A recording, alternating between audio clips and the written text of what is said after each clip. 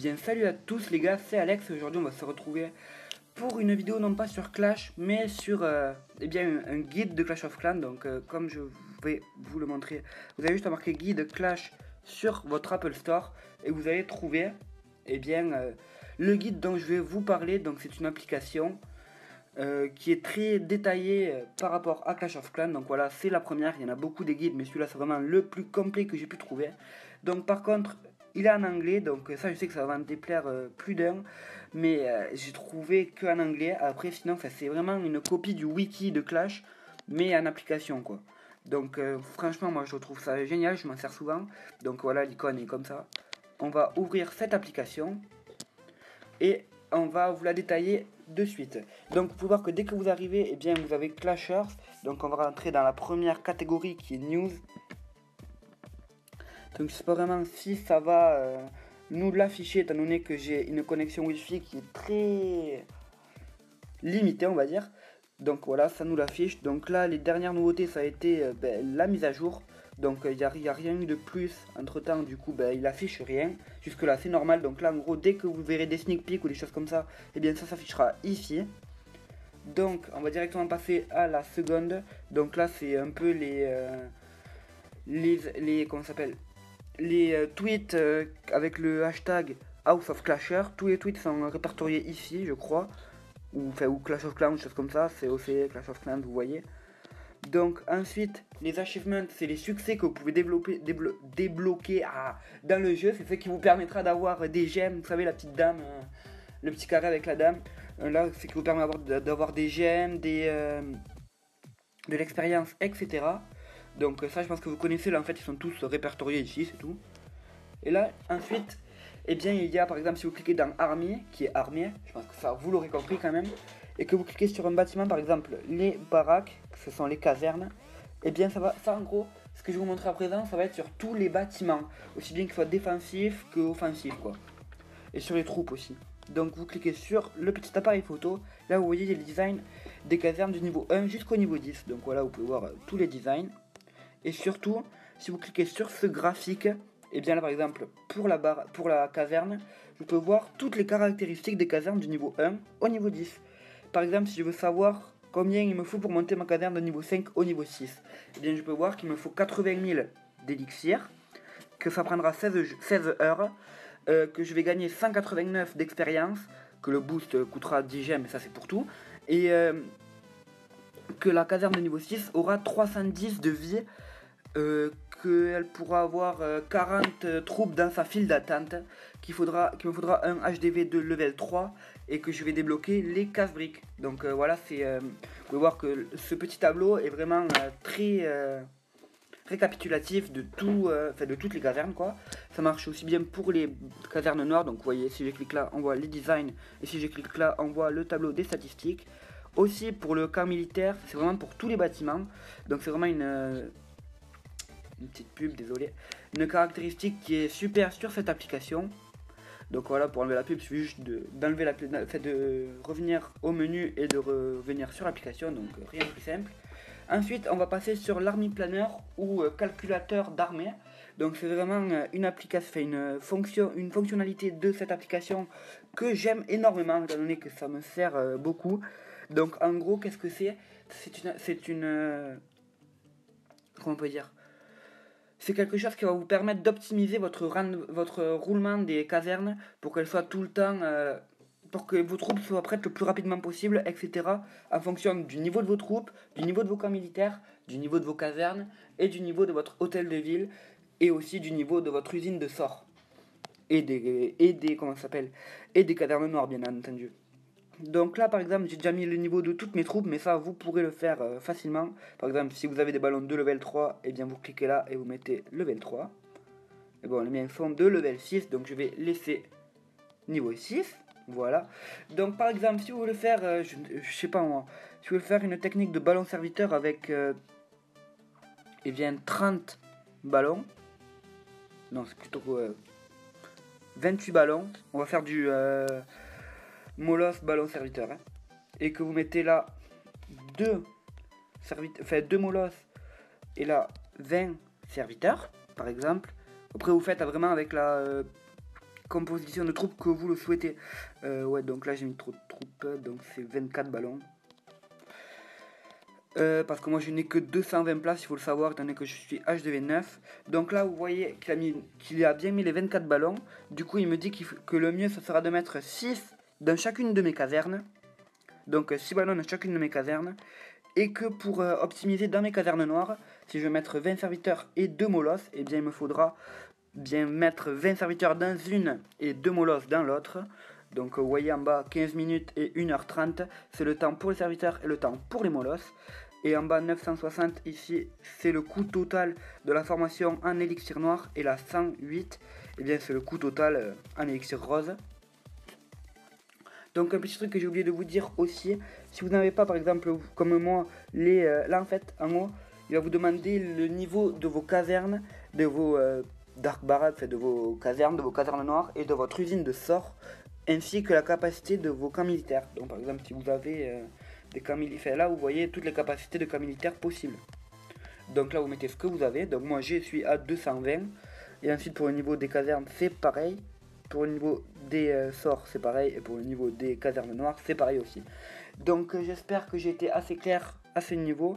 Donc c'est exactement pareil pour les sorts, et si vous voulez mettre je sais pas 3 sorts d'éclair et 2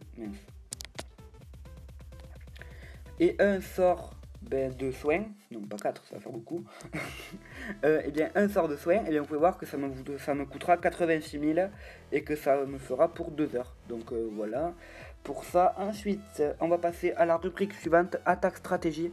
Donc là ça va être des stratégies d'attaque qu'ils vont vous conseiller. Par exemple là c'est pour le farming, des stratégies de farming. Donc là vous pouvez voir Giant Archer, la commotion de Géant Archer, Barbare. Là après vous détaille à quoi peuvent servir chaque troupe dans le farming. Par exemple Barbarian, là il faut un petit texte pour vous dire à quoi servent les barbares, les casse-briques, etc. Après bien sûr ils vont pas mettre les grosses troupes du genre dragon, etc. Parce qu'on sait très bien qu'on va pas farmer avec des dragons. Donc voilà pour ça. Donc là vous pouvez voir que l'appareil photo et le tableau de statistiques sont bloqués. C'est tout simplement parce que ce n'est pas disponible, parce qu'ils ne pourront pas vous faire des statistiques là-dessus.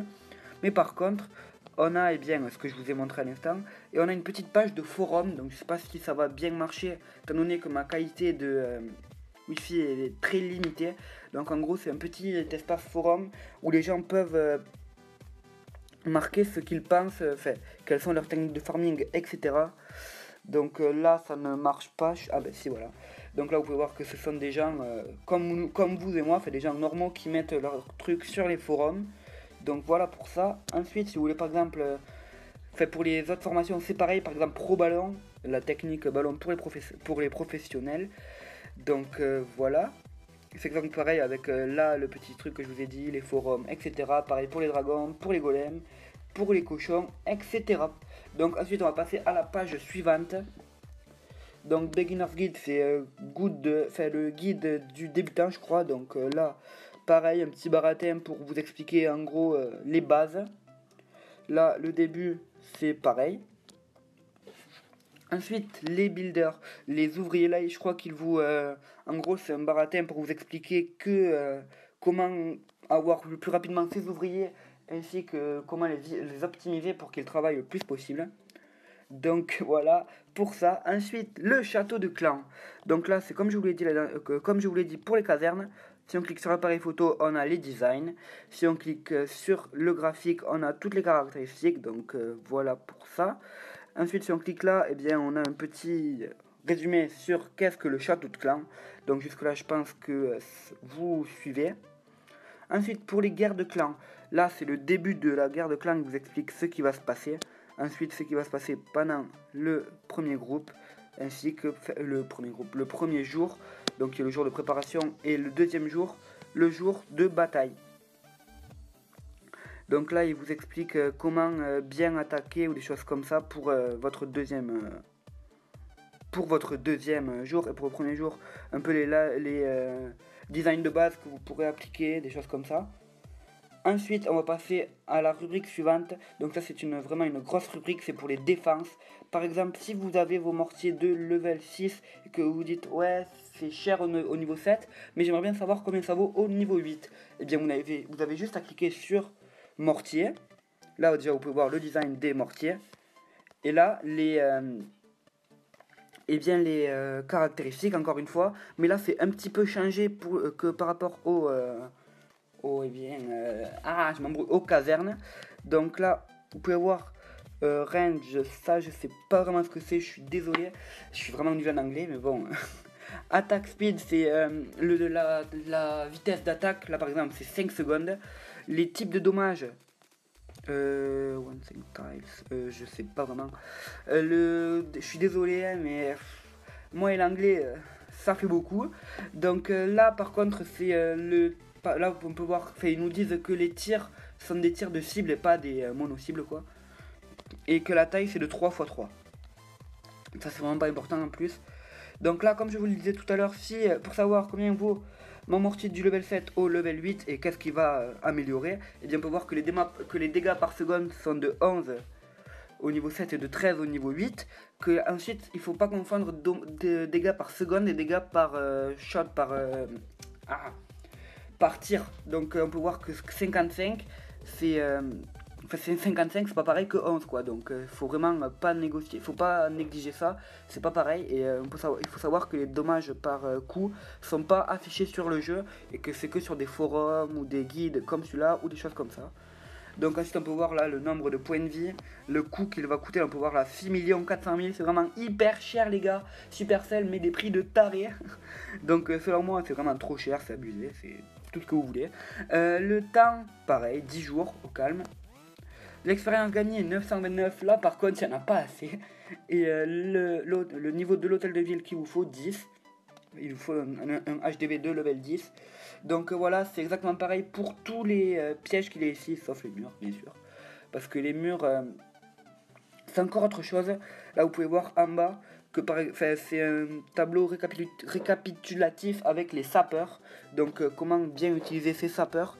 Vous pouvez voir par exemple si vous avez des sapeurs de level 4 qu'ils pourront one shot des murs de level 4 mais pas des murs de level 5 parce qu'il vous faudra 2 sapeurs. Donc ça c'est encore un autre tableau que je vous présenterai peut-être dans une prochaine vidéo. Donc là ça commence vraiment à me saouler. Donc on peut voir que pour l'or et l'élixir, après le récapitulatif c'est exactement le même que les autres. Sauf encore une fois pour les pièges que ça va être différent. Donc voilà pour les défenses. Ensuite pour l'expérience. Alors là en fait il faut savoir... Attendez. Voilà. Il faut savoir en fait que là vous avez tout l'XP qu'il vous faut pour arriver au niveau supérieur. Alors par exemple, quand vous êtes au level 1, vous avez 0 XP. Il vous faut 50 XP pour passer au niveau 2. Il vous faut 5 XP pour passer au niveau 3, 150, 200, etc. Au début c'est assez simple. Mais après quand vous commencez à monter les niveaux, par exemple, moi actuellement je suis niveau 91. Et bien pour passer niveau 92, il nous faudra 4 550, enfin 4500, 4 millions ça faisait beaucoup quand même. 4550 XP pour passer au niveau 92. Donc je peux m'accrocher. Voilà. Donc voilà, pour ça moi je trouve ça bien pour savoir à peu près où vous en êtes au niveau de votre XP. Donc moi personnellement je m'en sers de ça. Et surtout aussi pour calculer votre XP, bien vous pouvez savoir, par exemple si vous êtes niveau 30, vous avez qu'à faire 30 x 50 qui fait attendez, je cherche la calculatrice. 30 x 50, ben en gros c'est 30 x 50 moins 50, comme vous le voyez marqué là, moins 50, ça vous fait 1450. Donc on va vérifier sur notre tableau si c'est ça, 30, voilà, 1450, donc c'est bien ce que je disais. Donc en gros vous devez faire le niveau auquel vous voulez accéder, x 50 moins 50. Donc voilà, c'est tout pour ça. Ensuite on va passer au guide du farming. Donc là en fait il vous donne des astuces pour farmer et vous explique qu'est-ce que le farming. Donc là ils vous disent que l'élixir noir, enfin il vous faut un petit chapitre, enfin un petit paragraphe sur l'élixir noir. Ils disent que l'élixir noir est la ressource qui est la plus dure à rechercher, enfin à récupérer quoi. Donc il vous explique ça et ensuite il vous explique les trophées vers où vous devez vous situer pour bien farmer. Donc par exemple un hôtel de ville de niveau 7 entre 900 et 1100, HDV 8 entre 1100 et 1300, hôtel de ville niveau 9 entre 1200 et 1700 et hôtel de ville de niveau 10 entre 1500 et 2000. Et un hôtel de ville de niveau 10 maxé entre 1900 et 2300. Donc voilà pour le petit guide du farming. Donc voilà pour ça. On va passer au héros. Donc là, si vous voulez monter votre roi des barbares, vous cliquez encore une fois sur le design si vous voulez le voir. Donc là, on peut voir que du niveau 1 au niveau 9, il est comme ça, niveau 10, du niveau 10 au niveau 19, il a son bras doré. Et du niveau 20 et plus, il a son bras et son épaulette dorée. Donc ensuite, on peut voir là, dès que la pub sera partie, on pourra voir, c'est bien ce que je disais.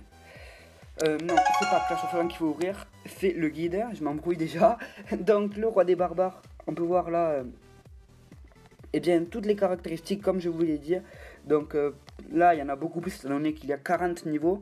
Donc en gros on va faire pour le niveau 1, là 120 dégâts par seconde, 144 dégâts par coup quoi, 1700 points de vie, 30 minutes pour se régénérer, l'habilité il l'a pas encore étant donné qu'il est qu'au level 1 et ça vaut 1000 pour le construire et il n'y a pas de temps donc si seulement ça pourrait se durer comme ça tout le long ça serait tellement bien. Et il vous fera un HDV de niveau 7 et après vous pouvez voir qu'au fur et à mesure l'hôtel de ville augmente, le temps augmente, etc. Tout augmente et vous pouvez voir qu'à la fin ça, on arrive à des sommes astronomiques. Donc 190 000 élixirs noirs pour le monter au niveau 40, c'est juste énorme les gars. Donc ensuite en bas on a les caractéristiques de la capacité du roi, donc la poigne de fer. Et on a exactement pareil pour la reine, donc le design, avec sa couronne et son arc-x qui est en or au niveau 20 et plus. Ensuite là on a exactement pareil en bas pour la capacité. Et ensuite on a pour les statistiques de la reine en elle-même et pas ses capacités. Donc ensuite James, ça c'est, il vous explique qu'est-ce que c'est les gemmes. Et Guy Gem, ça c'est pour vous expliquer comment utiliser ces gemmes au mieux. Donc encore une fois c'est en anglais, je vais pas tout vous traduire étant donné que je ne comprends même pas la moitié de ce qu'il y a marqué ici. Donc voilà pour ça. Ensuite les bases inactives, là il vous explique qu'est-ce que c'est. Qu'est-ce que c'est. Vers quel niveau de trophée on peut en trouver le plus. Comment les identifier, etc. Donc si vous êtes fort en anglais, franchement, ça peut être une application qui va beaucoup vous plaire à mon avis parce que ça peut beaucoup vous aider. Ensuite, le laboratoire, là aussi une rubrique qui est très intéressante étant donné que là on peut voir le design et là on peut voir le tableau des statistiques. Là on peut voir qu'il est assez compliqué. Donc attendez juste 2 secondes, je vais voir. Ouais, c'est bon. Je vérifie bien que ça filme encore parce que j'aurais eu vraiment les boules que ça ne filme plus. Donc voilà pour ça. Bref, pour monter le laboratoire du niveau, là vous pouvez voir que c'est un tableau de statistiques comme un autre, comme je vous ai montré avant pour le premier, mais pour le second, eh bien ça va être détaillé pour chaque troupe. Par exemple, pour le barbare, si vous voulez le monter au level 2, eh bien on peut voir qu'il vous faut un laboratoire de niveau 1, que ça coûtera 50 000 et que ça prendra 6 heures. Donc ensuite pour le monter au niveau 3, il vous faudra un laboratoire de niveau 3, 150 000 et un jour, etc. Donc voilà pour ça, ça va être pareil. Ça va être pareil pour les barbares, les archers, les sapeurs, les gobelins, tout. Pour toutes les troupes, c'est exactement le même type de tableau. Donc ça paraît un peu imposant comme ça, mais après franchement c'est assez simple à comprendre. Il y a exactement pareil pour les sorts. Donc voilà, vous pouvez voir que pour remonter au niveau 2, eh bien, il vous faudra un laboratoire de niveau 1. Donc à chaque fois, il faut remonter. Donc c'est tout ce qu'il y a de, entre guillemets, compliqué. Donc ensuite, pour l'élixir noir, c'est exactement le même système de tableau. Par exemple, pour monter au niveau 2, il faudra un laboratoire de niveau 5. Pour monter au niveau 3, il faudra un labo de niveau 6. Ensuite, pour monter au niveau 4, de niveau 6 aussi, etc. Donc voilà pour cette catégorie. Ensuite, on va passer au layout, ou design de base, quoi. Donc là, en gros, ça va être, par exemple, si vous avez un hôtel de ville de niveau 10, eh bien, ils vont vous présenter plusieurs designs de villages intéressants que vous pourrez utiliser, vous, en tant que hôtel de ville de niveau 10. Des designs aussi bien en farming qu'en rush, ou bien hybride. Enfin, il y a vraiment un peu de tout. Donc Je trouve que cette rubrique est très intéressante parce qu'elle peut vraiment vous aider à constituer au mieux votre village.